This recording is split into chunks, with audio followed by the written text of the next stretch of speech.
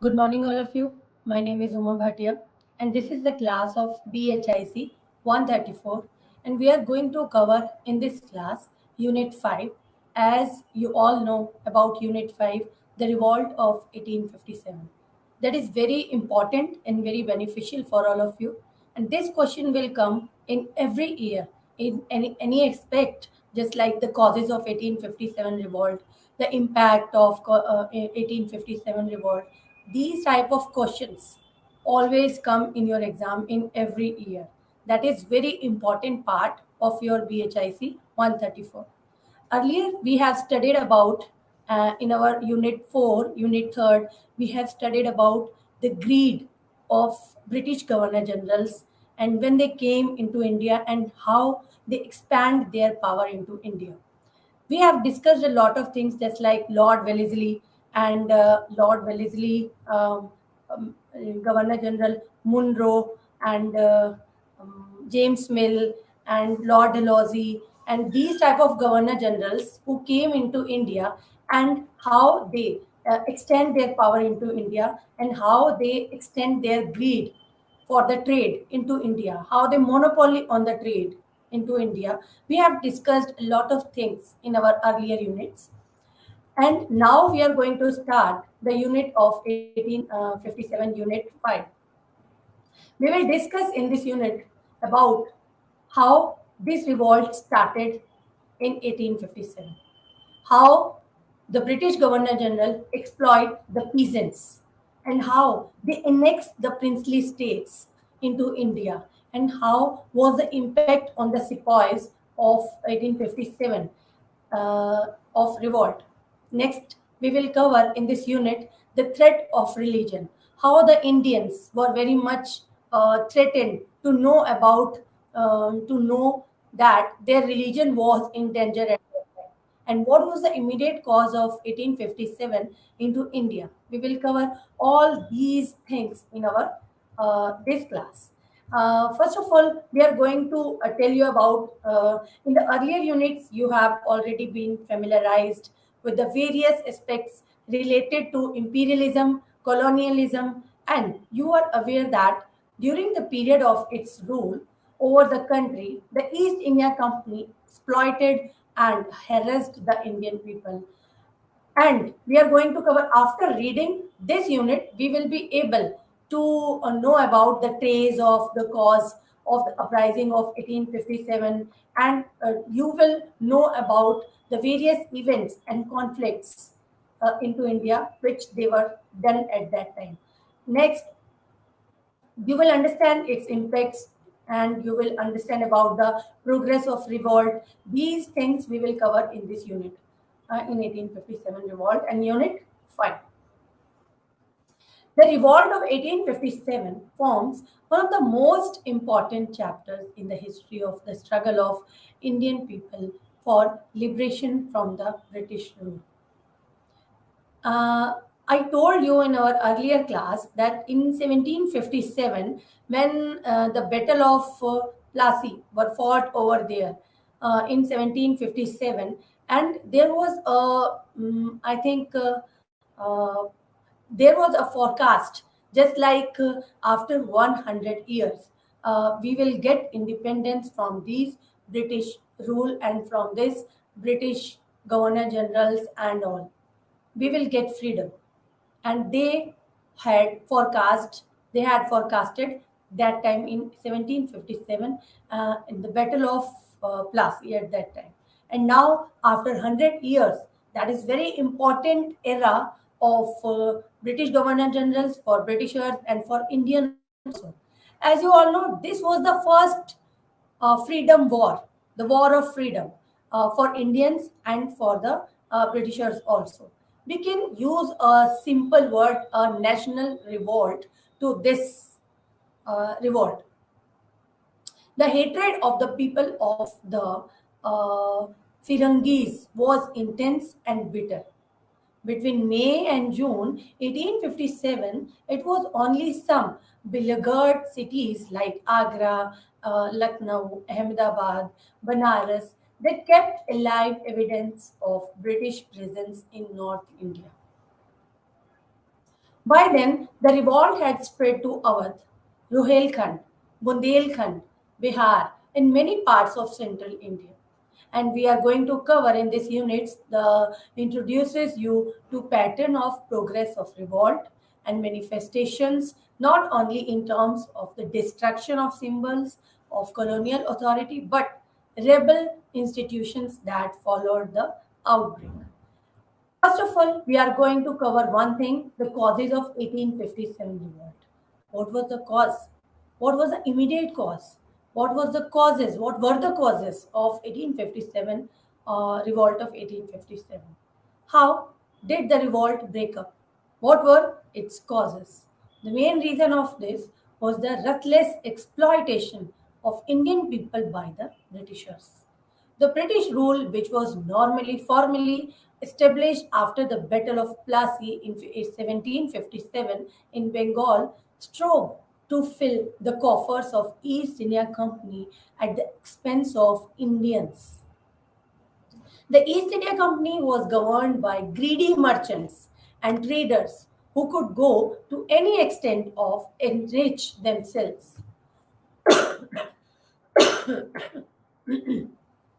First cause behind the revolt was exploitation of peasantry. Although the trade monopoly enriched the East India Company considerably, its main source of income was now derived from the land. After enriching itself in Bengal, it spread its power in India through wars and treaties. And they have to extend as much money as possible. It devised a new system of land settlement, permanent settlement, Ryotwari settlement, Maharwari settlement, each more oppressive than the others. They all oppressive for the peasants of India. The permanent settlement, which was effective in Bengal Presidency and in large parts of North India, did not recognize the hereditary rights of peasants on land, which they had earlier enjoyed. The loyal jamidars and revenue collectors were now given the property rights on land. The cultivators were reduced to the status of simple tenants. But even the newly created landlords were not uh, given absolute rights. Their situation was also deliberately left very precarious. They had to pay to company 10th or 11th of the entire rent derived from the cultivators, and if they failed to do so, their property was sold to others. And they have introduced the auction for the property of the landlords for the peasants. The other land settlements were no better. In all of these, the peasants had to pay beyond their means, and adverse natural shift like droughts, like floods, compelled them to go for loans to money lenders who charge exorbitant interest, a lot of interest on them. This made the peasants so heavily indebted that they were ultimately forced to sell their land to these money lenders.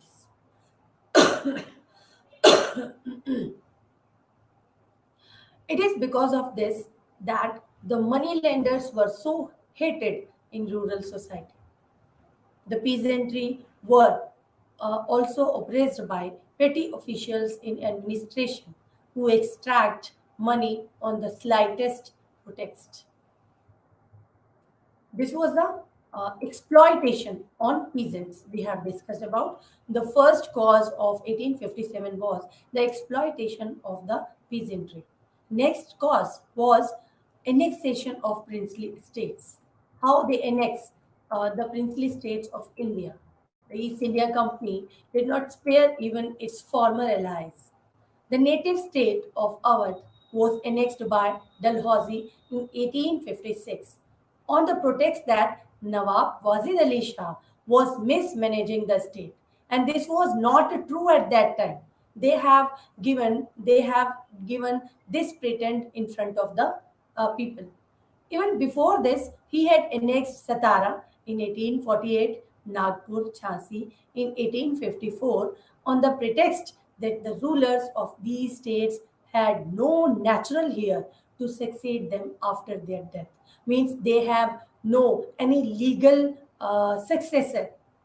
They had no any legal successor for the throne of that time after the death of themselves. These annexations embittered the rulers of these states, making Rani of Jhansi, Begums of Awadh staunch enemies of the British. Further, when they passed their time further, the British refusal to pay pension to Nana Sahib. Nana Sahib was the adopted son of Peshwa Balaji Bajirao II. This, this situation was getting worsened at that time. The annexation of Awadh was also resented by the worsened situation at that time. And this action hurt their patriotic loyalty and sense of dignity, and they hurt so much themselves. That was also the second reason of the revolt of 1857 was annexation of princely states. Next is the alliance rule. Alliance means they are known as the Britishers known as alliance. Another important reason of unpopularity of British was the alien nature of their rule. They never mixed with the Indian people and treated even the upper class Indians with contempt. They had not come to settle in India but only to take money home. So the Indians could never develop any affinity towards them. That's why. Next is next reason, next cause is the impact on the sepoys. When the sepoys came to know that there is very big differentiate between Indian sepoys and the British sepoys in military, then they got very hurt. The revolt of 1857 originated with the mutiny of sepoys. The sepoys were drawn mainly from the peasant population of North and Northwest India. As we have seen, the rapacious policies followed by East India Company were impoverishing and ruining the peasants. This must have affected the sepoys also. Most of them had joined the military service in order to supplement their fast declining agricultural income. When they came to know about their agriculture income was declining at that time, then they joined hands with the military service. But as the years passed, they realized what they realized that their capacity for doing so declined. They were paid a monthly salary of 7 to 9 rupees, out of which they had to pay for their food, uniform, transport of their private baggage. The cost of maintaining an Indian sepoy was only one third of his British counterpart in India. That's why they were frequently abused and humiliated, and the Indian sepoy, despite his valor and great fighting capacity, could never rise above the rank of Subedar, while a fresh recruit from England was appointed his superior overnight. Next is the threat to religion. What was the threat to their religions? Yes, I am telling you. 1 second. What was the threat of religion at that time? The Britishers, it was the Indian, no, the Christians, the Christian missionaries were expanding themselves just to spread the religion in front of the Indians. And they were influencing Indians to be Christian at that time because they told to Indians that the in Christianity is the Christianity was the very famous religion at that time, and you will have to follow this religion. If you will follow the Christianity, then you will not be faced these systems for the in front of the Britishers. Apart from degrading service conditions, another factor inflamed the feelings of sepoys. An impression was created among them that their religion was being attacked by the British. This belief was also shared by the general civilian population. And at several places, conversions to Christianity were reported to be made. The government maintained the chaplains at its own cost and in some cases also provide police protection to the missionaries. And the people of India, they saw those activities in India, then what activities were doing at that time.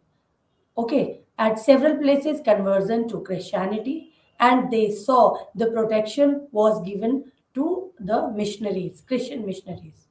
Even the army maintained chaplains at state cost, and Christian propaganda was carried among the sepoys. In 1856, and the act was passed under which every new recruit had to give an undertaking to serve overseas if required. The conservative beliefs of sepoys were that's why shaken, and they sometimes reacted strongly because the Indians followed that our Lord Sri Rama was passed the sea, the sea to win Ravan and to capture, to collect Sita Mata. That's why the conservative feeling of the people of India at that time they hurted so much and they reacted very strongly at that time. The British reacted ruthlessly and disbanded the regiment, and they put some of its leaders to death at that time.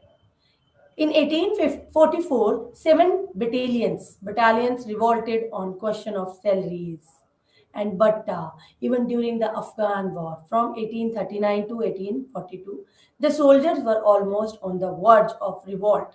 The revolt of 1857, like sepoys, the people of India had also risen in revolt against the oppressive British rule. The main point with regard to 1857 that was the challenge, however, was that both the military and civilian revolts merged and this made it really formidable. When the military people came to know about the very big difference between Indian people's salary and the salary of British military. Okay, when they came to know about, they hurted so much and they reacted strongly. That was also the main reason for the revolt of the 1857. What was the immediate cause of 1857? That is very important question for all of you. What was the immediate cause of 1857 revolt? Yes, the atmosphere was so surcharged that even a small issue could lead to revolt. The episode of greased cartridges was a big enough issue to start the rebellion on its own. Dry tinderbox was there, and only a spark was needed to set it ablaze. Cartridges of the new Enfield rifle, which had recently been introduced in the army, had a greased paper cover whose end had to be bitten off before the cartridge was loaded into rifle. That is covered.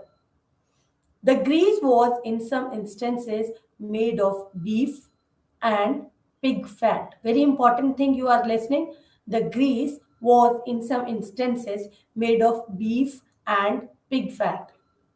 This completely enraged the Hindu and Muslim sepoys and made them believe that the government was deliberately trying to destroy their religion. It was the immediate cause of 1857 revolt. Yes. And what was the emergence of revolt? Yes, on 29 March 1857, a young soldier, Mangal Pandey, stationed at Barakpur, revolted single-handedly attacking his British officers. He was hanged and not much notice was taken to this event. But it showed the resentment and the anger aroused among the sepoys at that time. Less than a month later, on 24th April, 90 men of the 3rd Native Cavalry stationed at Meerut and refused to use the greased cartridges 85 of them were dismissed and sentenced to 10-year imprisonment on 9th May. The rest of Indian sepoys reacted strongly to this. And the next day, on 10th May, the entire Indian garrison revolted. How they revolted? After freeing their comrades and killing the British officers, they decided to march on to Delhi. This shows that they did have in mind some sort of alternative to the British. Another thing which made it clear that it was not merely army mutiny was that the people from surrounding areas began to loot the military bazaars and attacked and burnt the bungalows of the British as soon as they heard the shots fired by the sepoys on their officers. The Gujars from the surrounding villages they poured into the city and joined the revolt. Telegraph wires were cut, and horsemen with warning messages to Delhi were intercepted. As soon as the sepoys from Meerut reached Delhi, the Indian garrison also revolted and joined the rebels. They now proclaimed the old Bahadur Shah as the Emperor of India. That's why, in 24 hours, what began as simple mutiny had swelled into full scale political rebellion. In the next 1 month, the entire Bengal army rose in revolt. Okay, and now North India, West India, Aligarh, Manipuri, Bulandshahr, Etawah, Mathura, Agra, Lucknow, Allahabad, Banaras, Shahabad, Danapur, east of Punjab. Wherever there were Indian troops, they revolted at that time. And in the magazines there were so many articles they have written. Just they destroyed the government records and the money lenders from money lenders, and they attacked two jamidars. In the countryside, the peasants and the dispossessed jamidars attacked the money lenders and new jamidars who had displaced them from the land. They destroyed the government records. They destroyed the government records and moneylenders' account books. They attacked the British established law courts, revenue offices, revenue records, police stations. They all destroyed them. That's why the rebel tried to destroy all the symbols of colonial power only, not the Indians. Even when the people of particular areas did not rise in revolt, they offered their help and sympathies to the rebels. It was said that the rebellious sepoys did not have to carry food with them as they were fed by the villagers. That was a very big support from the Indian villagers at that time. On the other hand, their hostility to British forces were pronounced. They refused to give them any help or information, and on many occasions they misled the British troops by giving wrong information. In central India, while rulers remained loyal to the British, the army revolted and joined the rebels. Thousands of Indore's troops joined the Indore rebellious sepoys, and so many troops and the sepoys they have landlords, money lenders, and the common people they joined their hand in winning the support of the troops. Next, we are going to cover one thing. What was the course of the revolt? These were the causes we have discussed about causes of the revolt of 1857, and now we are going to cover the course of 1857 revolt. What was in 1857? There were some 45,000 European and some 2,32,000 regular troops in India. What was the difference? A very big difference between them.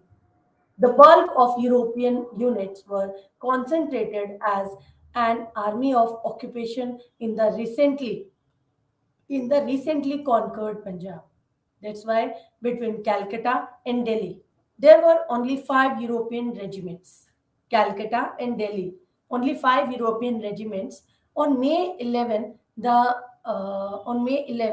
Meerut mutineers crossed over to Delhi and appealed to Bahadur Shah Zafar II, the pensioner Mughal emperor, to lead them and proclaimed him what Shenshai Hindustan, because the troops and the people who the rebellions wanted to take the name of any big emperor, and the emperor was the Mughal emperor at that time, who set the throne on Delhi Red Fort at that time.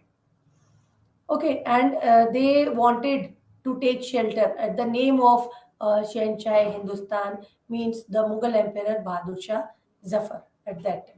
Yes, they only wanted to take the name only, not any big type of help. That was not the big deal for them, and they only wanted to take the name.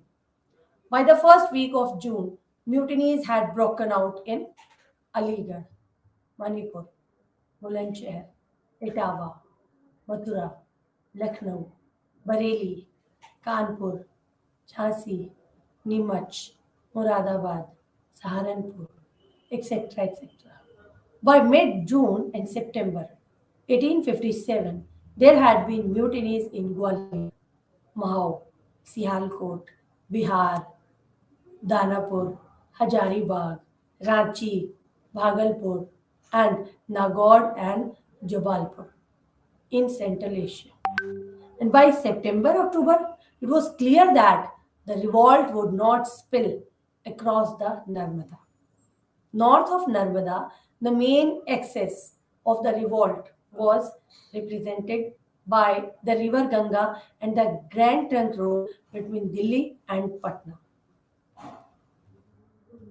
Yes, these were the causes of the revolt of 1857, how it spread, and how the spread of 1857 in different areas. Now I am going to tell you about the revolt of the army. What, how we can say the revolt of the army to 1857 revolt? It is very important to note that a mere chronology of the mutinies conceals their pattern of diffusion. The mutinies traveled down the Ganga from Meerut and the Delhi, with a time gap between various stations required for news to travel from one place to another. There were rumors. What type of rumors that were spreading at that time? That 30th May 1857 was the day fixed for a total destruction of white men all over North India. Just as news of the fall of Delhi had perci- precipitated the revolt of army and the civil population, the fall of Lucknow in the end of May set off uprisings in the district stations of 1857, stations of Awadh. There is evidence of a certain element of coordination and communication among the mutinous regiments, and in their actions through the coordinators themselves remained anonymous. The transmission of rumors and the panic, which acted as springboards of action, was facilitated by the fact that many soldiers were recruited from the same region. Awadh, the pattern of mutinies was the destruction of houses used to live in by the British, and the government treasures and the jails. In Awadh, the sepoys claimed that Telinga Rai had arrived. Do you know what was the incident of Awadh at that time? Yes, I want to tell you that in NCRT of class 12, it has written in NCRT that, because if you will prepare for civil service exam, then this matter will 100% beneficial for all of you. That what was the information just about Awadh? About Awadh, what it was said by the Britishers, that Awadh was the cherry that will drop into our mouth one day. For Awadh, Awadh was a cherry that will drop into our mouth one day. The Britishers had said these quotation and this line at the time of when they wanted to annex Awadh at that time, because it was spread that they spread the information that what information, that if the ruler and the king of that particular area, of that particular state, was not able to rule properly, then we will annex the throne of that particular state very politely. And this was not done for the Indians at that time, and the Indians were not happy, and the rulers were not happy with the system of these type of Britishers for Awadh. That's why they started with Awadh, and the incident had gone a lot of destruction into Awadh at that time. Next is the revolt of the people. What was the revolt? Yes, now I'm going to tell you very important information about the revolt of the people, how they revolt. Chapatis. Do you know about the chapatis? Yes, chapatis means rotis. Chapatis were passed from village to village during the winter of 1856-57. It had different meanings for the different people, though by no means a cause of disturbance. It was perceived as a message of an imminent Holocaust. Rumors of greased cartridges, floor polluted with bone, and forcible conversion to Christianity transformed popular grievances against the British into revolt. Number one, greased cartridges rumors. Greased cartridges means the cartridges, the guns which was covered with the grease of cow and the pig, the skin of cow and the pig. Number one. Next is floor polluted with bones, the bones of cow and the bones of pig that was crushed and mixed into the floor, and they make the chapatis of that particular floor, and they were eating at that time. These type of rumors have had spread at that time, and the people were got in anger at that time. That floor polluted with bone. Next is the forcible conversion to Christianity.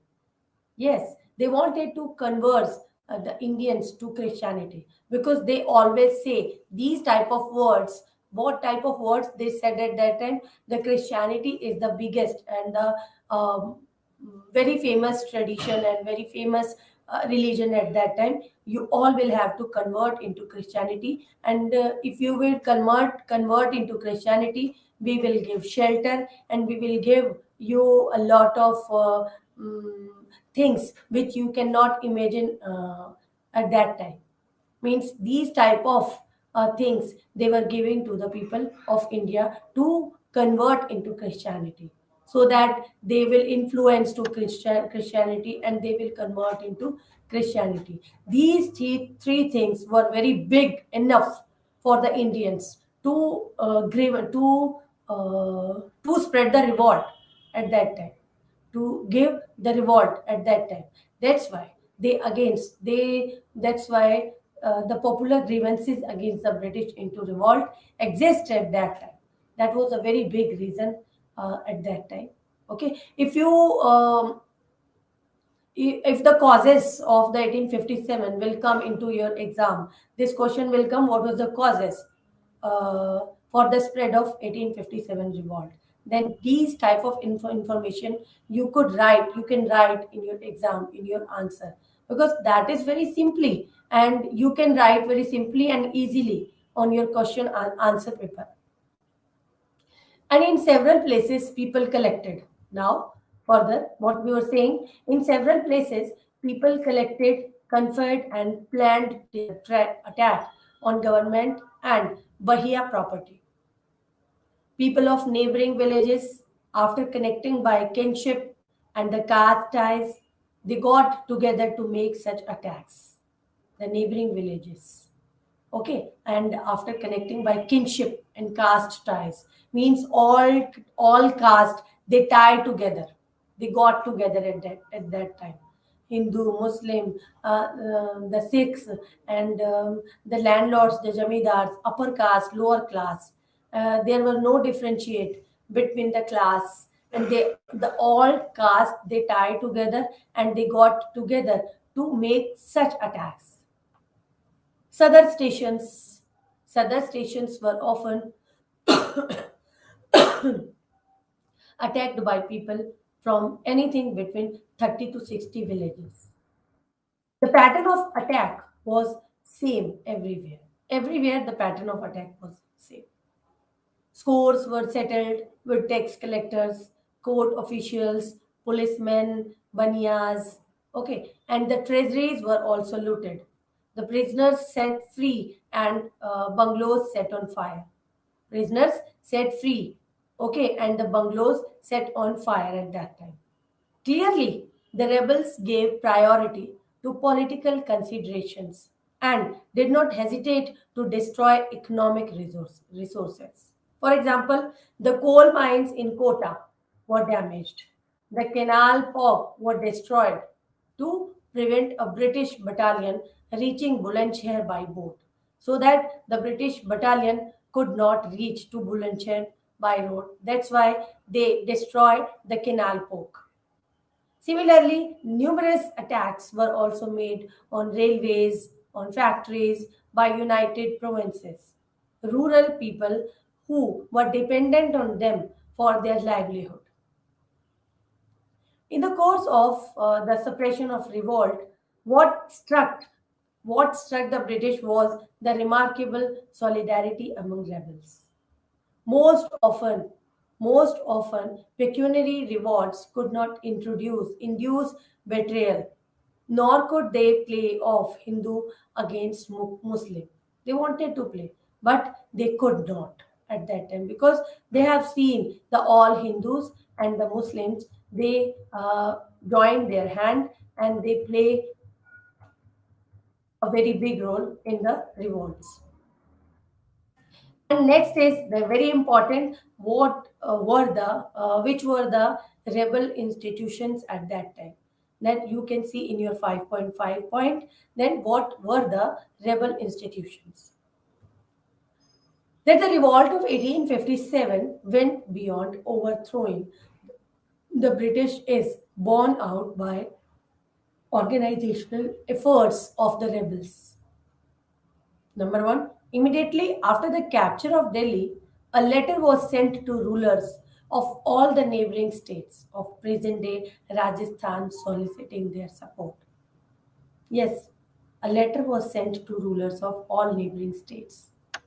Next is in Delhi, a court of administrators was set up.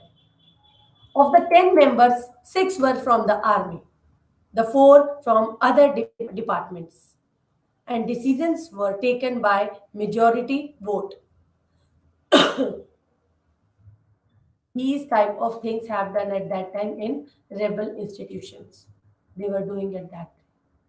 Such attempts at organization were made at other centers too. We have supportive details from Awadh, where Birjes Kadir, a minor, was crowned prince by consensus. Immediately after the British and defeat at the Battle of Chinhat on 30th June 1857. The rebels laid down conditions such as what were the conditions? Orders from Delhi were to be obeyed. The orders which came from Delhi that were to be obeyed. The wazir would be selected by the army. The officers of army would be appointed after the consent of army. The officers of army would be appointed after the consent of army. Means a very big and important role played by the army at the time of revolt of 1857 in June, May and June. The Awadh rebel executive structure comprised two separate decision-making bodies. Two separate decision-making bodies, one consisting of bureaucrats and court officials to see to organizations and payments. Number two, the military cell that composed of sepoys or rebel soldiers and a few court officials at that time. It is significant that at this early stage of revolt of 1857, July 1857, there was no talukdar in any important decision making body. There was no talukdar. In fact, orders were issued to talukdars and jamidars with promises of land or revenue, asking them to join the revolt to end British rule. Yes, Britishers asked them to whom talukdars and jamidars that you will have to join the revolt and the you will make end to the British rule. Notwithstanding occasional divisions in the rebel ranks, as for example between the followers of Birjes Kadir and Maulvi Ahmadullah in Awadh. It is the efforts to maintain a semblance of organization that is remarkable. Guidelines were laid down for sepoys and commanders for their operations. Efforts were made for the regular payment of rebel troops, either by conversion of ornaments into coins or granting remission of revenue to talukdars, then pay the troops. They were doing that activities at that time. Next and the last point, what it is the suppression and repression of colonial states. How they suppress the revolt, how they repress the people of India at that time, how Britishers were gained successful, how the Britishers gained successful in suppressing in suppressing the revolt of 1857. First of all, isolated outbreaks that had occurred in as distant places as Peshawar, Singapore, Kolhapur, Chittagong, Madras, they were put down with ease. By early July, with the core area of revolt emerging clearly, the British moved into mop it up. About 39,000 troops were shipped on request from London for the suppression operation. 39,000 troops were shipped for the suppression operation because Britishers wanted to suppress this operation. That's why 39,000 troops were shipped from Britain. By the end of November, 37 troop ships claimed the Hooghly. By mid August, the mutineers were driven out of Arrah, Gaya, Hajaribagh in Bihar. This was the punishment of mutineers at that time. The mutineers were driven out of Arrah, Gaya, and Hajaribagh in Bihar. Delhi fell on 21st September after an attack with heavy casualties. Thereafter, many rebels shifted to Lucknow. Many rebels of that time shifted to Lucknow. In Awadh, Lucknow was chief focus of fighting. The chief focus of fighting was Lucknow in Awadh at that time. Rebels were supplied with ammunition from the districts and a workshop was set up in Faizabad to repair heavy guns. Many talukdars fought personally. According to one estimate, 1 lakh of the 1,50,000 who died in Awadh, they were civilians. After the fall of Lucknow in March 1858, the rebels dispersed into countryside and enclaves of the resistance emerged to south and south, east and west and northwest of Lucknow. Till September October 1858, The rebels believed that one combined, well planned attack could still dislodge the British from Awadh and tried to coordinate campaigns in this direction. Number one, prominent among the leaders of revolt were Rani of Jhansi, who died fighting in June 1858. Same thing, just like Nagpur, Satara, same thing happened in Jhansi also because Rani Lakshmi Bai was not having her legal son to sit on the throne after the death of Rani Lakshmi Bai.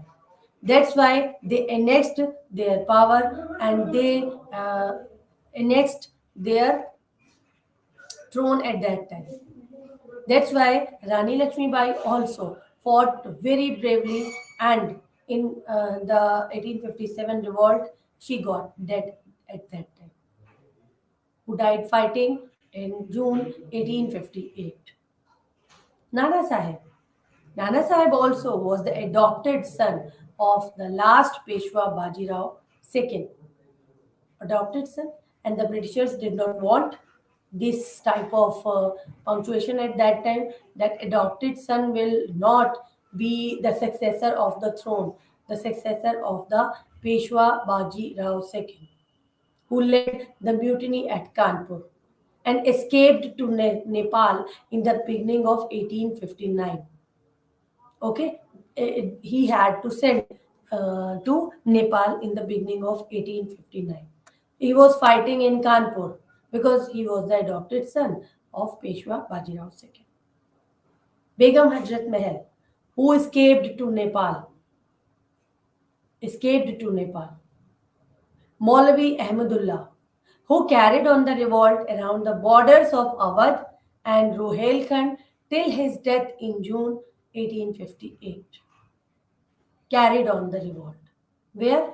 Around the borders of Awadh and around the borders of Ruhelkhand till his death. And his death was held in June 1858. Maulvi Ahmadullah. Next is Tatya Tope. Tatya Tope uprooted from his base on Jumna at Kalpi. Jumna at Kalpi. And he reached Gwalior in June 1858. And he crossed the Narmada in October. And he was captured and put to death in 1859. Bravely, they fought for the state and for their religion, for their state, and all. And against they fought against the Britishers that time. For more than a year, the rebels had struggled with limited supply of arms and ammunitions and a poor system of communication. Many sepoys were amazed. Many sepoys were amazed and ammunitions and a poor system of communication. And many sepoys were amazed that at the resources of British and had expected that the British would need French help to put them down. On their part, the British surrounded Awadh, tackled Delhi and Jamuna area, and then concentrated on Awadh. And which things were done aftermath of the revolt? What they have done after the revolts? The suppression of revolt of 1857 was accomplished by a two-pronged approach of military strategy and the submission of talukkars.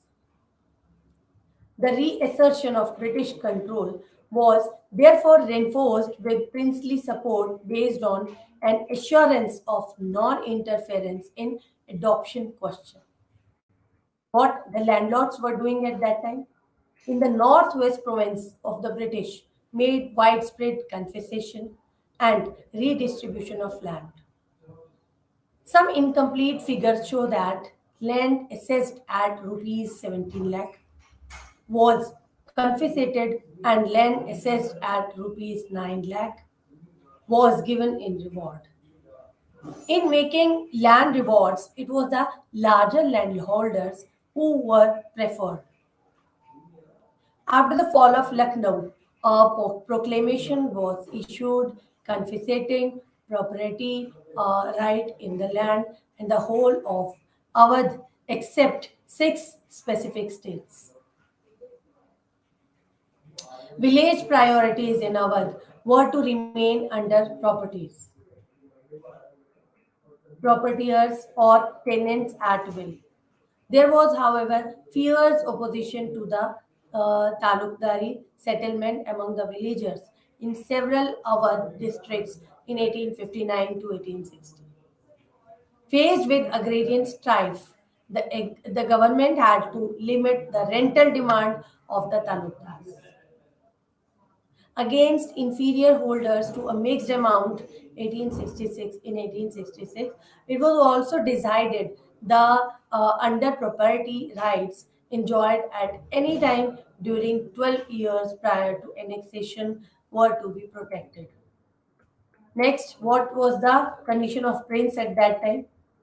It may be recalled that the British policy of annexing states had been one of the many accumulated grievances, as is evident both from the leadership provided to the rebels by the Rani of Jhansi, Nana Sahib, Begum Hajrat Mahal, and the proclamation of rebels.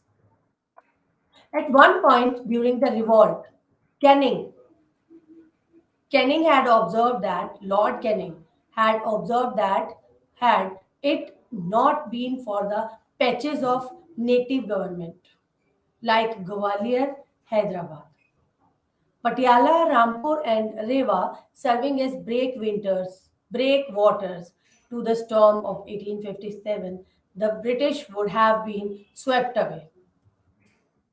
Therefore, the Queen's proclamation of 1858 declared that the British had no desire to extend their existing territorial possessions. To perpetuate dynasties, Canning dispensed with the doctrine of lapse, allowed all rulers to the right of adoption. The territorial and monetary awards were bestowed on princes who had remained loyal, those of Gwalior, Rampur, Patiala, and Jind. In 1861, a special order of knighthood, the Star of India, was instituted, of which the recipients were the rulers of Baroda, Bhopal, Gwalior, Patiala, and Rampur. However, if the princes were given security from annexation, it was made clear that in the event of misgovernment or anarchy, the British would step it into take temporary charge of a native state. Next is army. A dispatch from Charles Wood, Secretary of State for India, to Canning in 1861, they sum up the thirst of British policy towards the army in the post mutiny years. If one regiment mutinies, I should like to have the next regiment so alien that it would be ready to fire into it.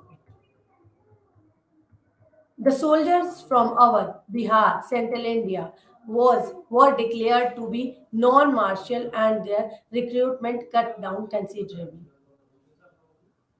Next is the British policy after the revolt. What was the policy of British after the revolt? Before this, I need to cover one thing. The briefly community, caste, tribal, and regional loyalties were encouraged so as to obstruct the forging of the solidarity that was evident among the sepoys from the Awadh in 1857. What was the policy of the Britishers after the revolt? How they made the policy and what they made the policy, what thing they have entered into their policy. In 1858, after the revolt of 1857, in 1858, as a consequence of revolt of 1857, a Government of India Act abolished the East India Company. India was to be governed directly in the name of Crown of England. In November 1858, the Royal Proclamation gave out. What proclamation they gave out? That those who laid down arms by 2nd January 1859 would be pardoned except those directly involved in the murder of British subjects. If they are not involved in the murder of British subjects, they would be pardoned. Okay? Yes, they laid down arms. Next, that official service would be open to all. Official service would be open to all. Next is due regard would be given to ancient usage and the customs of India. To the British, the appeal of Bahadur Shah II to head the revolt was confirmation of the theory of the Muslim plot to restore the Mughal regime at Delhi. This belief in official circles, in fact, it explains the official attitude towards the community in the post revolt years. So, marked was the anti Muslim attitude that Sayyid Ahmad Khan felt the need to write a pamphlet titled Who Were the Loyal Muslims? In that, he quoted numerous instances of Muslim collaboration with the British. These type of cleverness they were running at that time. Yes, what how much they settled? The events of 1857, which we have discussed in unit, are important, not only because they represent the crystallization of popular feelings against the alien world, alien rule, but also because of the many changes that they produce in the country. So many changes they produce in the country. These changes pertain not only to policy formulation and the political structure, but also to popular belief, ideas, attitude regarding the nature of British rule. The invincibility of British rule was shattered once for all, and the stage was set for an organization and long drawn out struggle against the alien rule. They have seen. This led to beginning of the national movement, which ultimately ended the foreign rule and brought independence to a country in 1947. After 1858, the British saw themselves with the halo of permanence, ruling with the strength of having overcome a revolt of dimensions discussed above. And now we are going to cover two, three words which we have discussed in our this class in unit 5. Then what was the keywords of Banya? Like we can use money lender to Banya. Money lender means the jamidars and these type of activities they were doing at that time. Next is lineage, and the lineage means the ancestral. These type of things they were doing at that time. And what were the difference between jamidars and the talukdars? Talukdars who known about the holder of the taluk means the estate in which the holder is responsible for the revenue collection. Means talukdar was the rank they used to collect the revenue at that time from a number of dependent villages and on dependent on Britishers. And what is Telinga Raj? The Telinga Raj originate from the practice of calling sepoys. Telingas from the time Robert Clive brought Telugu-speaking sepoys from Madras in 1757 to 1756 to 57. Moneylenders and the ilaka. Ilaka means the area of land where they cultivate their crops, the agriculture activities were doing over there, and the irrigation facilities were giving to the land at that time. These type of things, which were known as ilaka, means the area of land. That is very important keywords for all of you. In this class, we have discussed a lot about the 1857 revolt. And in our next class, we will cover how the colonial economy, how they expand their agriculture, and how they expand their economy after 1857 revolt, and how they expand. Because this was the very important thing. for all of you. And that is very important for all of you. So you all will have to prepare 1857 revolt definitely. Thank you and have a nice day.